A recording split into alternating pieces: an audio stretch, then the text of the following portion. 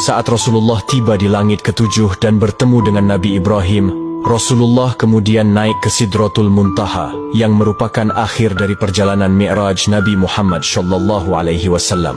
Namun, perjalanan Rasulullah naik ke Sidratul Muntaha tidak ditemani malaikat Jibril. Malaikat Jibril menolak menemani Rasulullah naik ke Sidratul Muntaha dengan alasan batas kemampuannya hanya sampai di langit ketujuh. Jika malaikat Jibril memaksa masuk ke Sidratul Muntaha, maka ia akan hancur. Saat Rasulullah SAW sampai di Sidratul Muntaha, dalam kebingungannya bagaimana mengucap salam, Allah Subhanahu wa Ta'ala memberinya wahyu kepada beliau berupa ucapan salam kepadanya.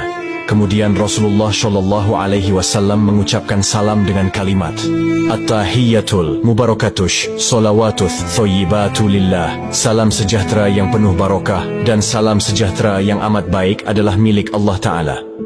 Kemudian Allah Subhanahu wa Ta'ala menjawab, Assalamu alayka ayyuhan nabiyyu wa rahmatullahi wa barakatuh. Salam sejahtera, barokah dan rahmat Allah dilimpahkan kepadamu wahai Muhammad.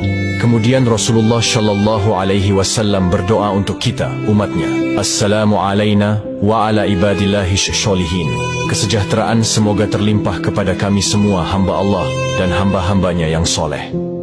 Saat itu Rasulullah SAW menerima perintah dari Allah Subhanahu wa Ta'ala untuk umat Islam untuk mengerjakan solat 50 waktu dalam sehari. Selepas menerima perintah solat, Rasulullah kemudian turun ke langit ketujuh dan melihat Nabi Ibrahim sedang bersender di dinding Baitul Maqmur.